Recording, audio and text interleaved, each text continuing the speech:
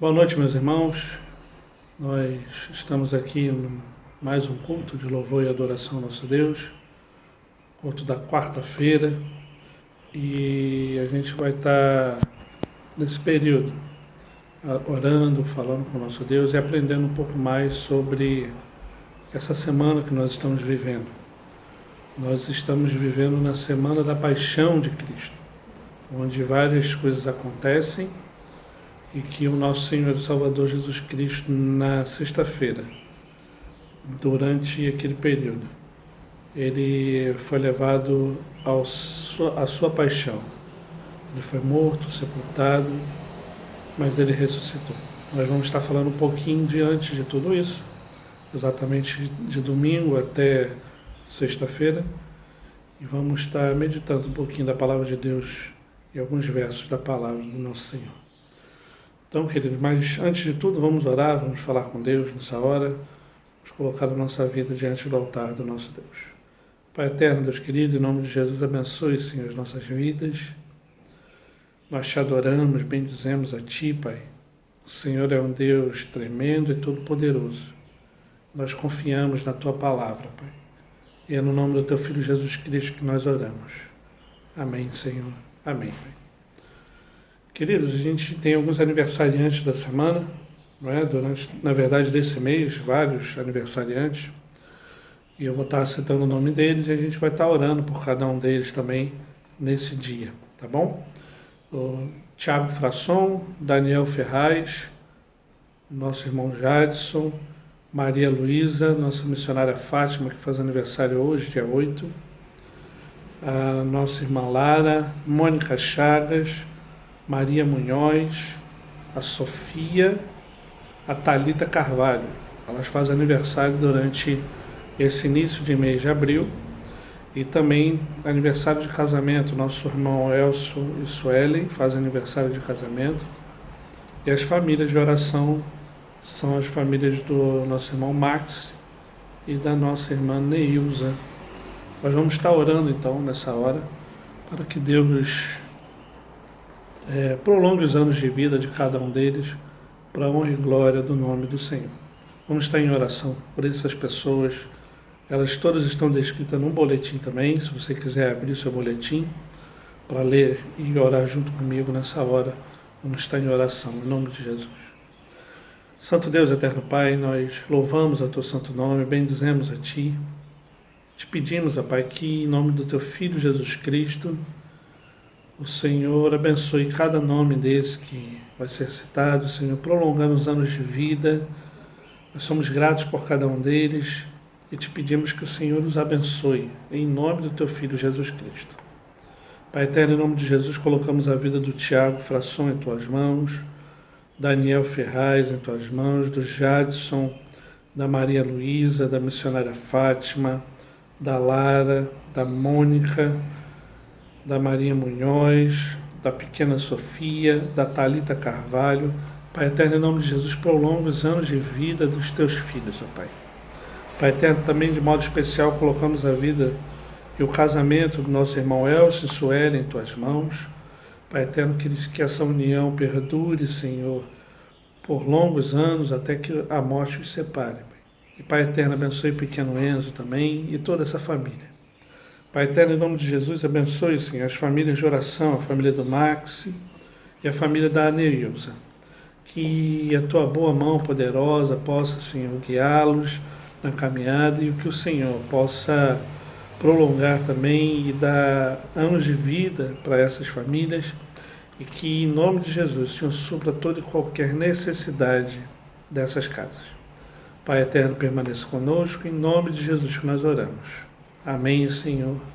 Amém, Pai.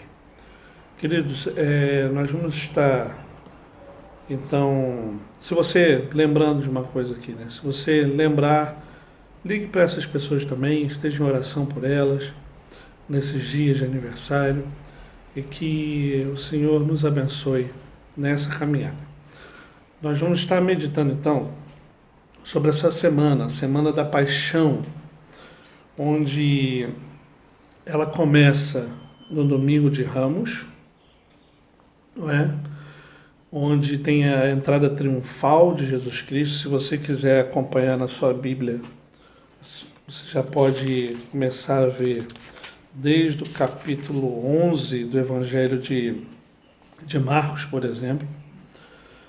No Evangelho de Marcos, capítulo 11, tem a entrada triunfal e tem vários acontecimentos. Aqui a gente vai descrever alguns desses acontecimentos, mas o texto que a gente vai ler mesmo, ele está no capítulo 14, a partir do verso 1. Nós vamos ler do verso 1 até o verso 11 da Palavra de Deus.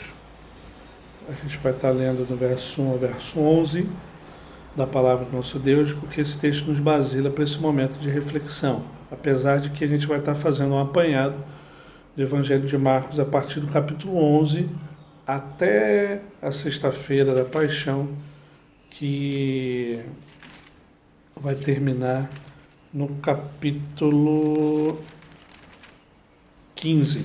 Tá bom, queridos? Mas por hora vamos abrir aqui nossas Bíblias, o Evangelho de Marcos, capítulo 14. Nós vamos ler do verso 1 ao verso 11 da Palavra de Deus. Diz assim a Palavra do Senhor: Dali a 2 dias era a Páscoa e a festa dos pães asmos. E os principais sacerdotes e os escribas procuravam como prenderiam a traição e o matariam. Pois diziam, não durante a festa, para que não haja tumulto entre o povo. Estando ele em Betânia, reclinado à mesa, em casa de Simão o leproso, veio uma mulher, trazendo um vaso de alabastro, com um preciosíssimo perfume de nardo puro, e quebrando o alabastro, derramou o bálsamo sobre a cabeça de Jesus. Indignaram-se alguns entre si e diziam, para que este desperdício de bálsamo?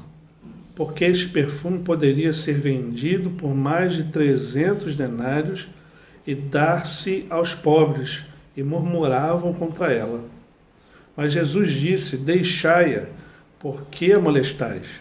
Ela praticou boa ação para comigo, porque os pobres sempre os tendes convosco, e quando quiserdes podeis fazer-lhes o bem, mas a mim nem sempre me tendes.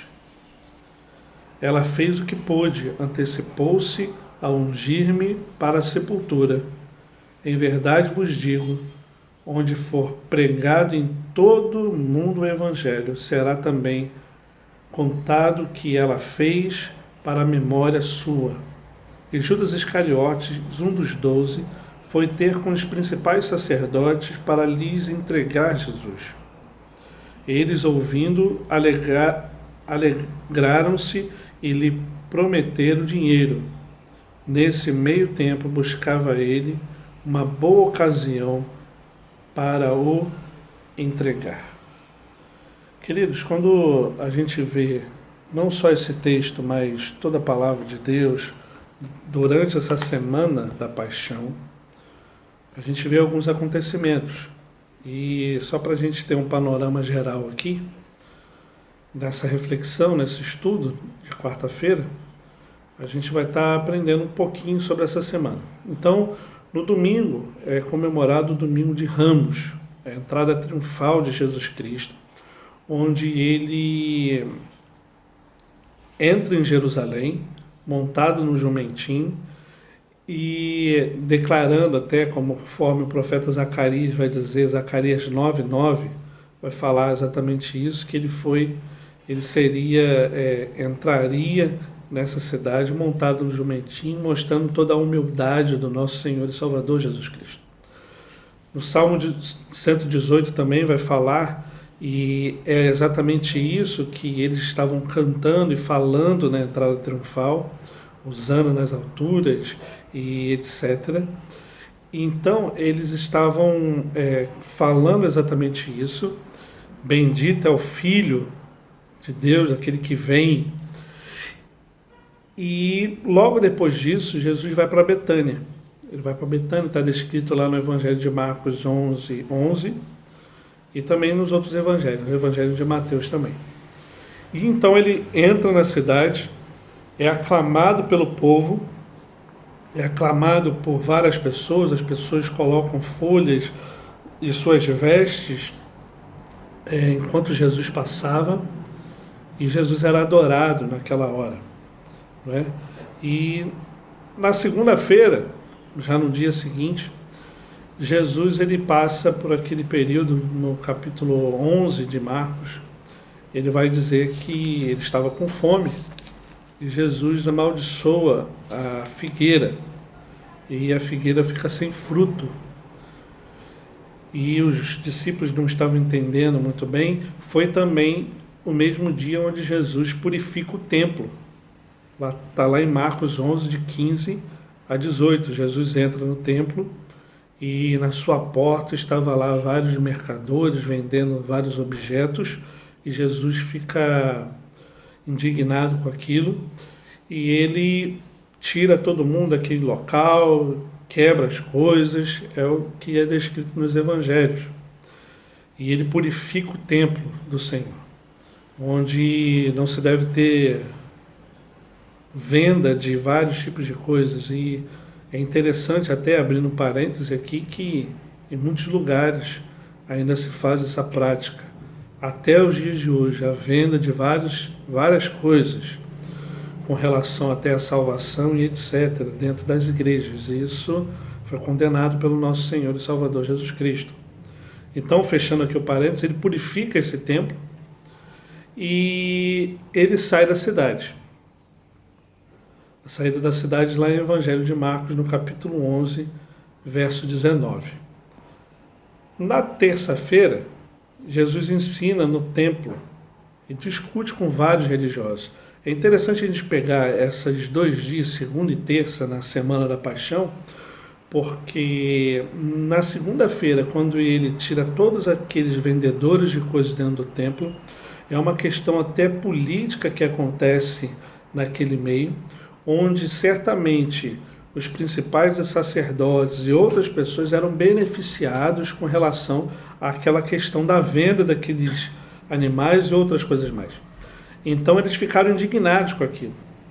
E até no ensino no templo também, Jesus ele discute, ele fala, ele conversa com os religiosos da sua época, e voltando a Jerusalém, falando sobre essas questões da vida e da salvação e tudo mais. É ali então também que ele conta parábolas. Ele fala várias parábolas nessa questão, onde ele fala sobre a questão de parábola dos 2 filhos, a parábola do filho dos lavradores maus, do filho do rei, as bodas do filho do rei, e ele vai instruindo e falando sobre essas parábolas para aqueles homens. Parece que eles não entenderam absolutamente nada daquilo. E ele também fala sobre a oferta da viúva pobre, lá em Marcos, no capítulo 12, do verso 41 ao verso 44, ele fala sobre a oferta da viúva pobre, onde aquela viúva ela coloca no gasofilácio a quantia toda que ela tinha, e ele fala que aquela era a verdadeira oferta, porque ela deu tudo que ela tinha. E depois, no verso 13, isso tudo no dia da terça-feira ainda, no capítulo 13, ele começa a falar sobre os sinais dos tempos, ele começa a fazer o sermão profético dele, que está descrito em todo o capítulo 13. Nesse sermão profético, ele fala dos princípios das dores, é o tempo que nós vivemos também. Ele fala sobre a grande tribulação, um tempo que está por vir, mas bem próximo. Ele fala sobre a vinda do Filho do Homem, quando ele mesmo, depois de ressurreto, voltaria e julgaria toda a terra. E ele conta uma outra parábola da figueira e exortação sobre a vigilância. O capítulo 13 vai trazer essa realidade. Então a gente entra na quarta-feira, que para muitos é a quarta-feira das trevas, porque foi o dia Muitos estudiosos afirmam isso, que foi o dia do pacto da traição de Jesus Cristo, onde um apóstolo do Senhor foi até os principais sacerdotes e tudo mais, como a gente leu, e ele fez um pacto de traição a Jesus Cristo, que a gente vai estudar um pouquinho mais para frente. No domingo de manhã, a gente vai falar sobre esse pacto e sobre a própria crucificação, e no domingo à noite a gente vai falar um pouco sobre a ressurreição do nosso Senhor e Salvador Jesus Cristo. Então, entrando aqui nesse capítulo 14, nos primeiros versos aqui, está antecedendo a Páscoa, 2 dias antes da Páscoa, ou seja, na quarta-feira, eles estavam planejando. Quem estava planejando? Os principais sacerdotes, os fariseus e etc. estavam planejando prender a Jesus e até matá-lo. E como matariam, diz o primeiro verso aqui do capítulo 14. No capítulo 14, ainda, do verso 3 ao verso 9, Jesus então ele está em Betânia, e aí acontece o título aqui na minha Bíblia está até assim: Jesus ungido em Betânia. Então Jesus é ungido por essa mulher em Betânia. E é interessante que ele fala no final aqui que em todo mundo vai ser conhecida a história dessa mulher, porque ela ungiu ao Mestre, a Jesus. E depois que ela chegou na casa e ungiu a Jesus, as pessoas, alguns, ficaram indignados com relação a tudo isso. E essa indignação passou até por alguns apóstolos, inclusive Judas Iscariotes, ficou também indignado, e por causa do desperdício e por causa das questões financeiras. Aquele perfume era um perfume muito caro. O texto vai dizer aqui que era um perfume que custaria cerca de 300 denários. Na moeda local era um valor muito alto. Então, Jesus ele repreendeu aqueles homens, falando sobre que ela fez o certo, que ela não precisava ser molestada por eles, porque de fato ela estava ungindo a pessoa correta, e eles, como discípulos e apóstolos, estavam ali. Eles teriam a oportunidade de ajudar os mais pobres sempre, mas aquela mulher, ela entendeu que Jesus Cristo ela era o Senhor, e de fato Jesus Cristo ele não ficaria o tempo todo juntamente com ela. E ela aproveitou a oportunidade e de fato adorou a Deus da forma que ela tinha e com o melhor que ela tinha. Ela deu o melhor dela para Jesus Cristo. A gente vai falar um pouquinho sobre isso no final, e de fato foi o que ela fez. E Judas então ele sai e vai até os principais sacerdotes, um dos 12 aqui o texto está dizendo, ele sai e vai aos principais sacerdotes para lhes entregar Jesus. Jesus foi traído por um deles. Jesus foi traído por um dos seus apóstolos, e provavelmente ele deve ter ficado muito triste e angustiado com toda essa situação. Logo após isso, quando a gente vê a quinta-feira, isso tudo que eu falei aconteceu na quarta-feira. Eles estavam programando a morte de Jesus. Jesus foi ungido por aquela mulher. Existe o pacto da traição, e logo após, na quinta-feira, Jesus então começa os preparativos da Páscoa. Ele começa a ensinar sobre a questão dos dízimos, as questões da Santa Ceia do Senhor, sobre a questão do pão e do cálice. Jesus ele institui a Santa Ceia. Jesus ele lava os pés dos seus apóstolos. Está descrito lá no Evangelho de João, capítulo 13, do verso 1 ao 20, onde Jesus lava os pés dos apóstolos. Jesus ele conversa com Pedro, e Pedro é avisado que ele negaria Jesus, que ele iria negá-lo.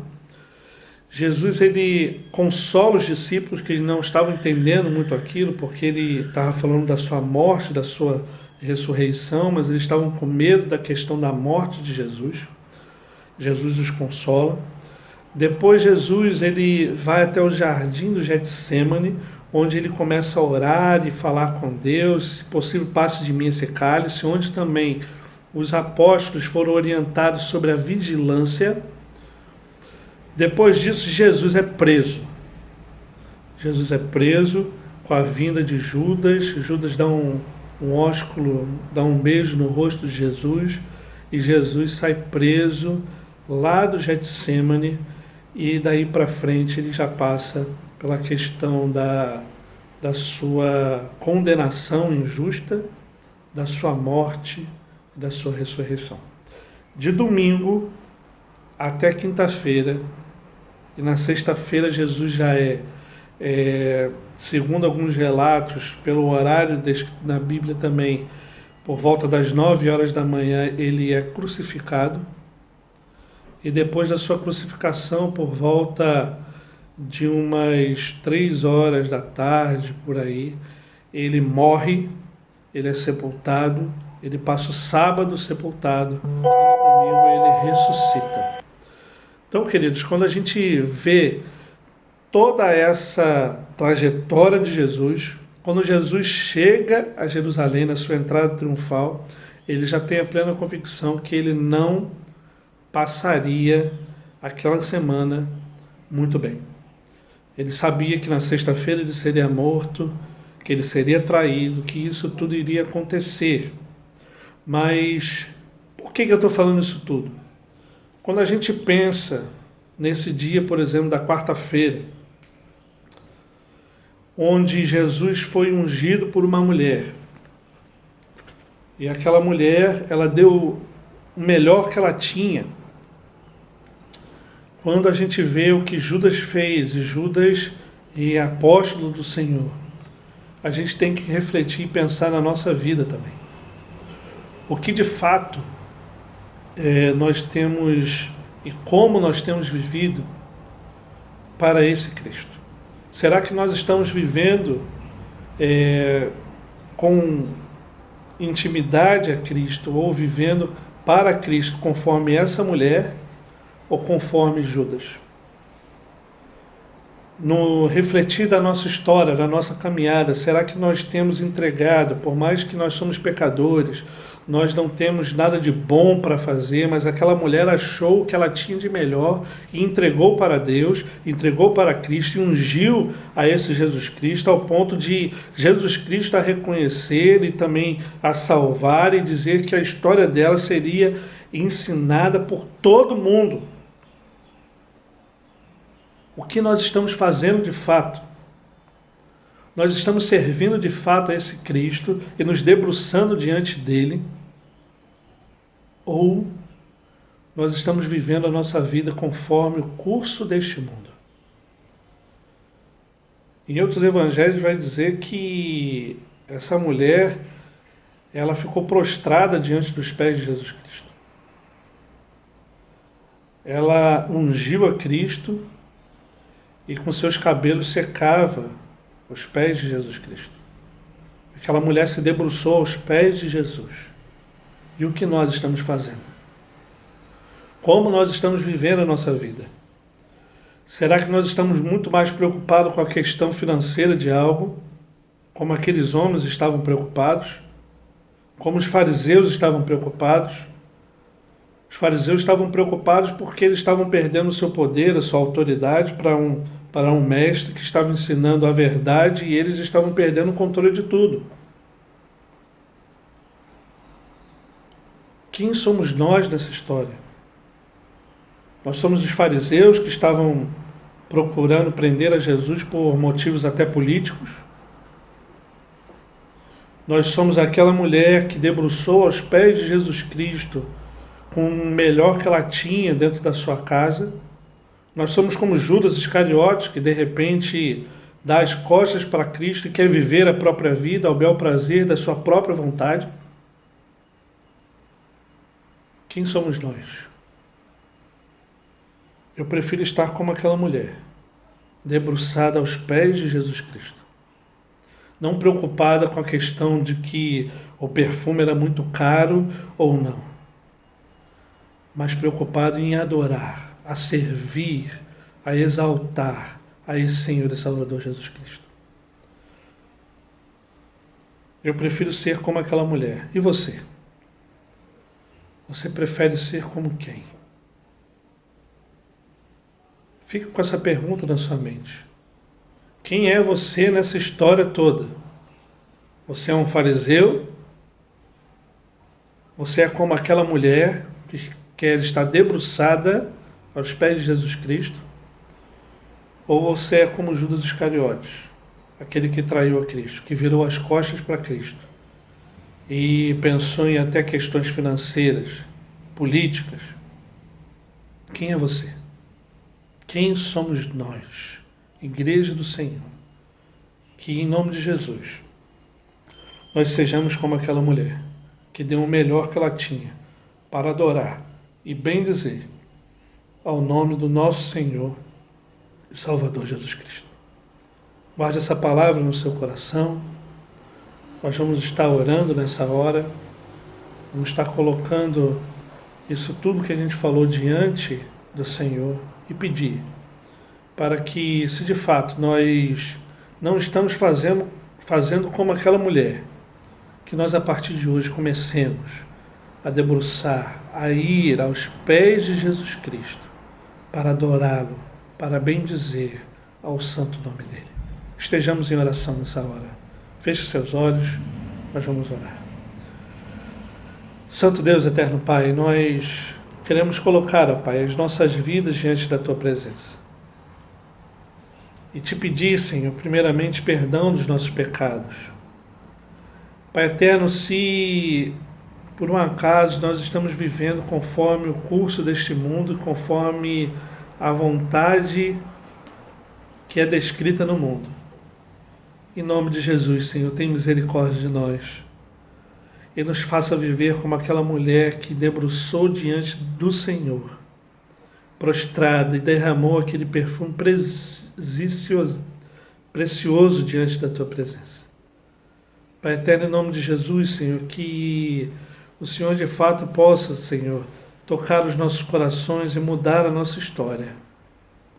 Que em nome de Jesus o Senhor possa nos ensinar a viver no caminho correto, a viver conforme a Tua palavra e viver conforme aquela mulher que nos deu esse exemplo de vida, entregando o que ela tinha de melhor para o Senhor.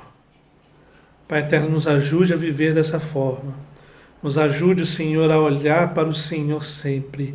Nos ajude, Senhor, a ter como prioridade viver conforme a Tua vontade, conforme o Teu querer, conforme o Senhor nos ensina na Tua palavra.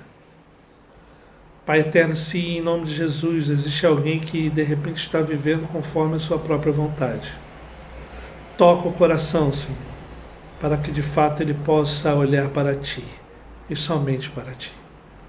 Fique conosco, Pai, nós Te pedimos.